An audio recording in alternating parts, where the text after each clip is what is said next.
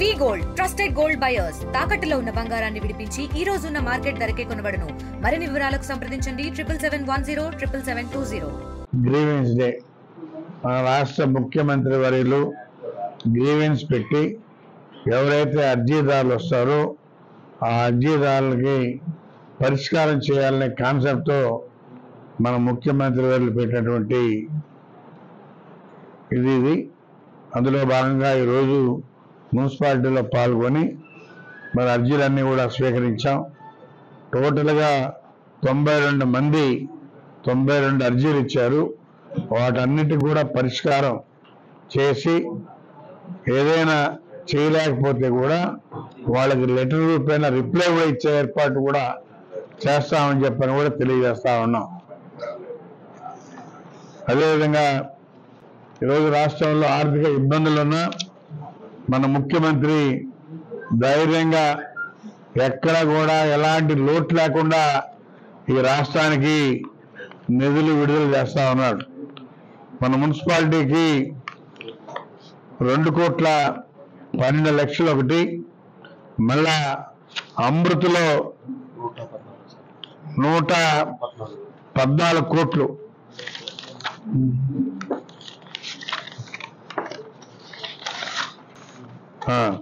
$114,84,00,000 అమృతలో కూడా ఇప్పుడున్నటువంటి పైప్ లైన్లు మొత్తం కూడా డిస్మాండిల్ చేసి శాశ్వతంగా ఉండే విధంగా ఇప్పుడు వేసినటువంటి పైప్ లైన్ అక్కడక్కడ లీకులు అవుతా ఉన్నాయి, కంప్లైంట్లు ఉన్నాయి, ఈబీ డ్రైన్లో కలుస్తున్నాయి అనే రకరకాల అపోహలు ఉన్నాయి.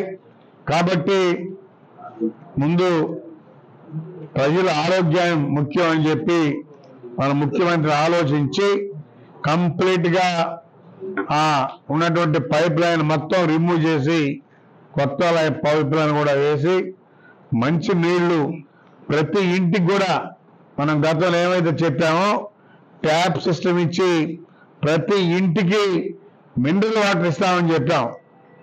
అదేవిధంగా ప్లాంట్ అక్కడ పెట్టి మినరల్ వాటర్లు కూడా త్వరలో ఇవ్వబోతున్నామని చెప్పని కూడా తెలియజేస్తా ఉన్నాం.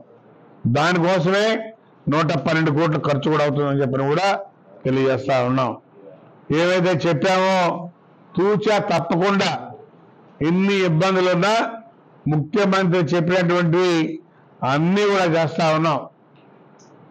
కొన్ని చెప్పనాటి కూడా చేస్తున్నాం. మొన్నైతే మహిళలు చేస్తాం, ఆటో వాళ్ళకి 15,000 ఇస్తామని చెప్పని మేనిఫెస్టోలో కూడా లేదు. అయినా కూడా వాళ్ళ కష్టాన్ని చూసి వాళ్ళ పేదరికాన్ని చూసి వాళ్ళకి చేయూతనివ్వాలనే కాన్సెప్ట్తో ప్రతి ఆటోకి వాళ్ళ కుటుంబానికి 15,000 రూపాయలు ఇవ్వడం కూడా జరిగింది. కాబట్టి ముఖ్యమంత్రి ఈ రాష్ట్రంలో పేదరికం లేనటువంటి రాష్ట్రంగా చేయాలన్నది ఆయన పట్టుదల.